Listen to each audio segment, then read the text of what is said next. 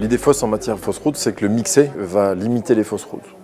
Or, 61% des gens de plus de 60 ans font des fausses routes avec du mixé et du haché. Par conséquent, ce n'est pas l'outil de prévention premier. Il y a d'autres solutions. Donc on travaille avec les équipes Sodexo et avec les orthophonistes pour essayer de redéfinir une cuisine qui soit belle, qui soit gourmande, qu'elle donne envie d'être croquée, mangée. Parce qu'il faut savoir que pour les personnes âgées, le repas c'est le point d'accroche de la journée. Si autour de la table, ce qu'on leur sert, ça ne les fait pas vivre, ça ne les fait pas rêver, ça ne les relie pas à leur histoire, ça ne donne pas du sens à leur vie, ben ils sont complètement perdus. Oui, comme ça. Oui, Madame Michel. Hop, t'as senti? Ouais, le geste. elle finit, hein, t'as vu? ouais, c'est vrai. Ouais. Ce qu'on recherche, c'est utiliser le plaisir comme moyen de stimulation. Que ce soit un moyen supplémentaire d'inciter les gens à mastiquer, à avoir un traitement cortical de la mastication, de la déglutition. Autrement dit, y intégrer beaucoup de stimulations qui sont des bons vecteurs de déglutition, de l'efficacité de la déglutition. Sur la préparation, on retrouve un vrai plaisir des cuisiniers à retravailler les produits, plus à mixer, à être dans une granulométrie. J'ai vraiment l'impression d'être plus cuisinier parce qu'on ne déstructure pas complètement le plat et la recette qu'on fait. C'est vraiment une manière de découpe et on retrouve vraiment le goût de l'aliment avec la texture de l'aliment. Elle est bonne la viande?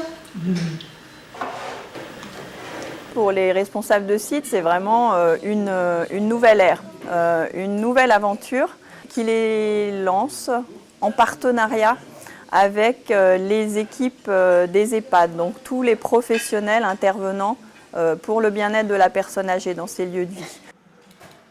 Voilà, super. Hop, t'as vu toute l'implication du corps, du buste, de la tête? Et là, en fait, t'as 3 fois moins de risque d'asphyxie. Parce qu'elle est pas surprise. On n'a plus du tout la même manière de servir le repas. On est plus dans la communication.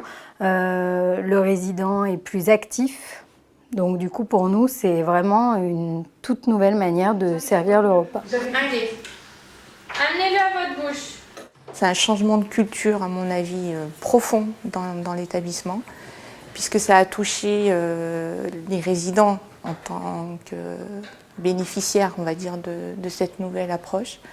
Les soignants dans l'accompagnement qu'ils peuvent en faire, les cuisiniers dans la fabrication et dans le sens qui était peut-être perdu un petit peu avant sur les textures lisses. Et dans la démarche, amener une démarche vraiment transversale par rapport à la dépendance, par rapport à l'apport nutritionnel, enfin tout ce qu'on doit au niveau de l'alimentation. C'est vraiment un virage. C'est un projet qui va permettre aux personnes âgées de retrouver le plaisir de manger heureux, avec une équipe qui est en accord sur toutes les pratiques. Moi je le résumerai par une chose, c'est une phrase d'Hippocrate qui dit que la nourriture soit ton médicament. Et pour absorber la nourriture, il faut qu'elle soit belle et bonne. On a vu brioche, café. Oui, c'est bon.